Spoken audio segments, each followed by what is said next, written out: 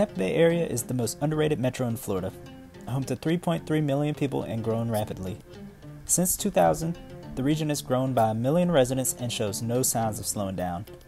While it doesn't have the allure of Miami or the magic of Orlando, it's solidly the most underrated region of Florida. Today in part 2, let's talk St. Pete, the secondary city in the Tampa Bay region. But first, be sure to check out part 1 and be sure to follow me at Urban Connector on Twitter and Instagram. St. Pete is home to nearly 300,000 people and home to one of my favorite grid systems in the South. Nearly the entire city is built on a near-perfect grid with a few weird quirks, of course, and with hundreds of alleys.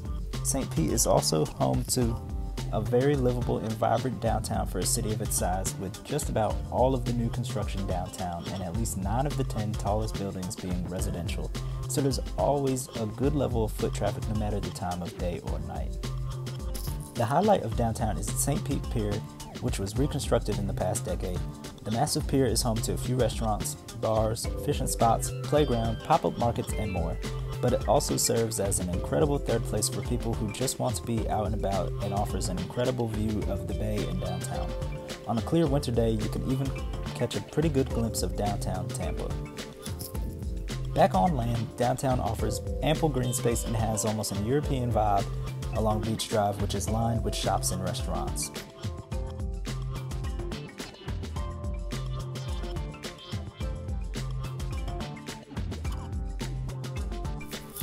Taking a stroll down Central Ave, you'll find nearly 30 linear blocks of restaurants and feeling good vibes through the Grand Central District. One of the things that really stands out about St. Pete and Pinellas County as a whole is the lack of sprawl. Being virtually surrounded by water and already having used up most of this buildable land, there's really nowhere else to go but infill. This is leading to some really quality development. Despite the lack of sprawl, the infill opportunities are endless, and some of the deadliest roads with some of the most putrid mid-century auto-oriented development patterns I've seen are here. In fact, many of the deadliest roads for pedestrians and bicyclists are in Pinellas County. Something that always strikes me every time I visit is just how many people are biking and walking for their everyday activities here with seemingly a lack of provided infrastructure. Just little gains in better infrastructure will unlock a whole new world of possibilities. In addition, transforming just a few of these corridors into mixed-use, livable centers will unlock a ton of affordability and sustainability for the future.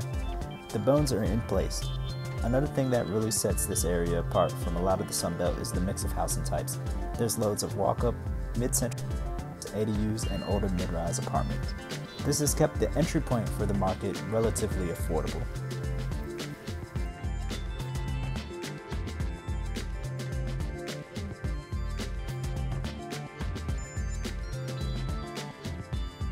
Outside of downtown St. Pete, most of Pinellas County was spared from a lot of the interstate deconstruction. I-175 and I-375 are two short spurs just to the north and south of downtown St. Pete, which really divided the city racially. Fortunately, there are plans to hopefully remove I-175 and stitch together the urban fabric. Given the shortness and low use of I-375, that should go too. This, coupled with the Rays Stadium redevelopment and the continued housing boom of downtown St. Pete, and maybe even the underutilized airport transformation, the city will continue to punch way above its weight in terms of being a great place to live or visit. The city has gotten so much right to this point and is set up to continue on that path.